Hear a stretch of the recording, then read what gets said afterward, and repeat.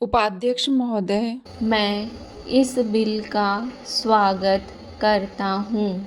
मुझे दुख है कि कई माननीय सदस्यों ने, जिन्होंने पता नहीं किस कारण से कहा, तो यह कि वे इस बिल का स्वागत करते हैं, लेकिन वास्तव में इसका विरोध करने का उन्होंने प्रयत्न किया है। आखिर इस बिल में कौन सी ऐसी चीज़ है जो कि हिंदी को कोई एक विशेष स्थान दिलवाती है? मैं पहले ही इस चीज़ को साफ कर देना चाहता हूँ कि मैं उन लोगों में से नहीं जो कि हिंदी के लिए कोई विशेष स्थान चाहते हैं। मुझे तो ऐसा लगता है कि जो सदस्य महोदय ऐसा कहते हैं कि इस बिल के द्वारा हिंदी को कोई विशेष स्थान दिया जा रहा है, उन्हें वास्तव में हिंदी का इतिहास मालूम नहीं है। हिंदी कुछ उन लोगों की भाषा है जो राष्ट्रीय विचार के थे, जिनका कि राष्ट्रीय आंदोलन में बहुत हाथ था। उन्होंने इसका प्रचार किया। यह ध्यान देने की बात है कि राष्ट्रीय आंदोलन के समय में हिंदी की एक ही संस्था नहीं थी, बल्कि दूसरे राष्ट्रीय विश्वविद्यालय भी थे और महात्मा गांधी के आदेश के अनुसार वे राष्ट्रीय विद्यालय काम करते थे। उनके द्वारा भी कुछ डिग्रियां और उपाधियां बांटी जाती थी। अब इन विद्यालयों द्वारा उपाधि बांटने का काम, जो कि उनके द्वारा पहले से किया जा रहा है, उसी को इस बिल के द्वारा यदि जारी रखा जाता है तो मेरी समझ में नहीं आता है कि कैसे कुछ लोग यह समझ लेते हैं कि इस बिल द्वारा हिंदी को कोई विशेष स्थान दिया जा रहा है।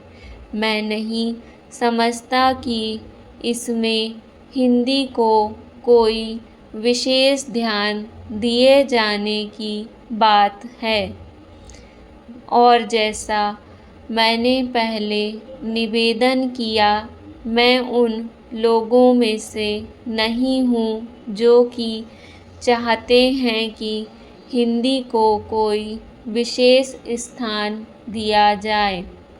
लेकिन मैं एक बात अवश्य उन लोगों से पूछना चाहता हूँ कि जब भी उन्हें अवसर मिलता है, किसी न किसी तरीके से एक ऐसे राष्ट्रीय निश्चय का, जो कि आज नहीं बल्कि आज से कई वर्ष पहले लिया गया था, उसका विरोध करने के लिए तैयार रहते हैं। संविधान में राजभाषा के संबंध में स्पष्ट व्यवस्था दी हुई है, तो भी मेरे यह मित्र उसका विरोध करने का प्रयास करते हैं। क्या उनके सामने देश की एकता के लिए कोई दूसरा रास्ता है? उपाध्यक्ष महोदय, हम सभी यह मानते हैं कि आज ऐसे समय में जबकि देश के सामने बहुत कठिन समस्याएं हैं, यह सदन एक महत्वपूर्ण प्रश्न पर विचार कर रहा है। माननीय प्रधानमंत्री जी ने आज जो भाषण इस सदन में दिया है और जो अपील उन्होंने राष्ट्र के नाम प्रसारित की है, उसके लिए हम उनको हृदय से धन्यवाद देते हैं।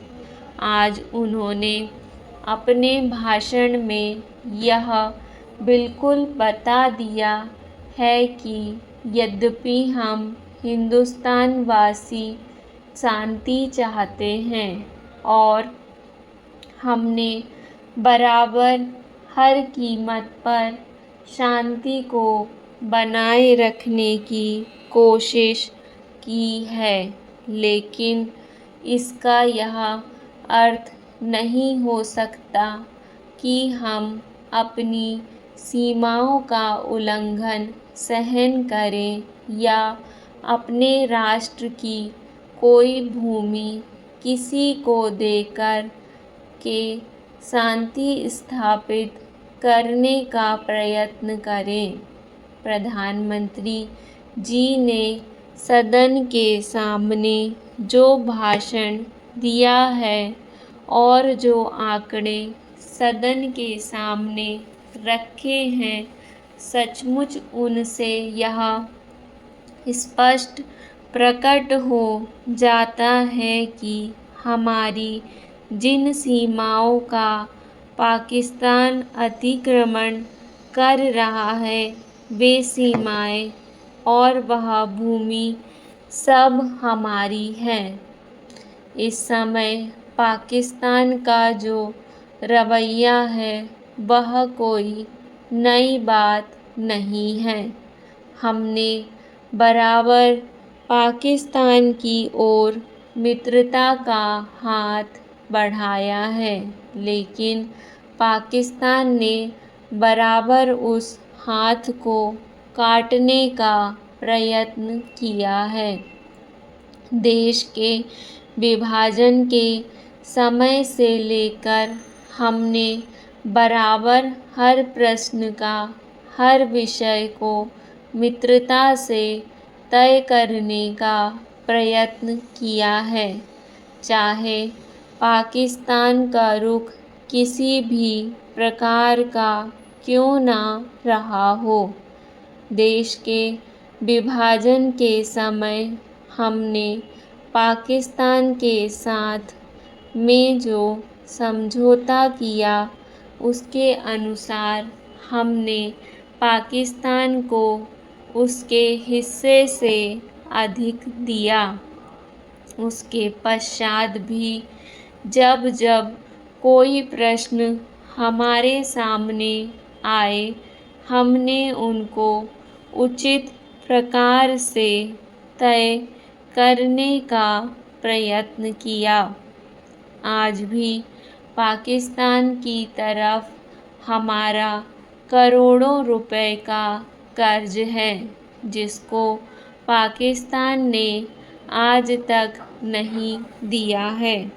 लेकिन फिर भी हमने पाकिस्तान के साथ अच्छा बर्ताव रखा है।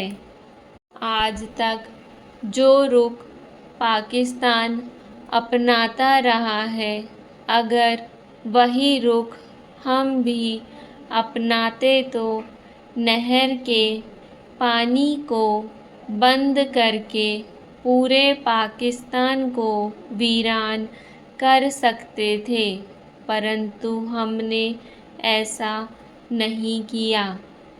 एक देश के साथ दूसरे देश के संबंध आपसी सद्भाव और नैतिकता के आधार पर ही स्थापित रह सकते हैं। डिक्टेशन पसंद आए तो वीडियो को लाइक और चैनल को सब्सक्राइब ज़रूर कर लें। धन्यवाद।